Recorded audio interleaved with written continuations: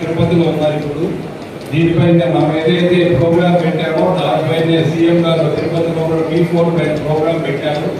సచివాలయ సిబ్బంది అందరూ ఇక్కడే ఉన్నారు. మీకు అందరికీ తెలుసు దాని ఉద్దేశం ఏమి, మనము వీళ్ళ కుటుంబాన్ని ఏ విధంగా పైకి తేవాలా అంటే అడాప్ట్ అంటే మీరేదో వాళ్ళకి ఆస్తి రాసి ఇవ్వడం ఇంకోటి కాదు.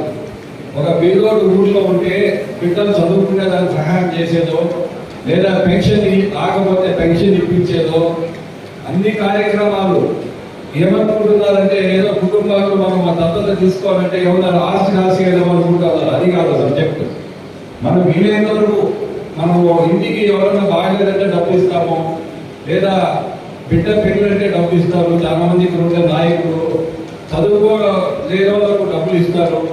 అదేవిధంగా ఊళ్ళో పెన్షన్ రాకపోతే పెన్షన్ ఇప్పించేది, ఏదైనా చిన్న చిన్న సమస్యలు ఉంటే వాళ్ళకు మనం చేసేది, అవన్నీ కూడా P4 మోడల్ అని చెప్పి ముఖ్యమంత్రి గారు పెట్టడం జరిగింది.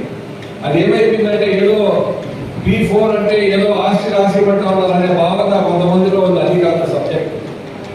బాగా డబ్బుతో ఇక్కడ ఉండే నాయకులు కానీ మీరు కానీ ఎవరైతే డబ్బు స్తోమత ఉండి వీళ్ళకు సహాయం చేసేది P4. అది మనం గుర్తు పెట్టుకోవాలి. దానికోసము ఈరోజు మన కాన్స్టిట్యూన్సీలో కూడా సచివాలయ సిబ్బంది కూడా ఉన్నారు. ఇక్కడ అంతా కూడా వచ్చినారు. మీరు కూడా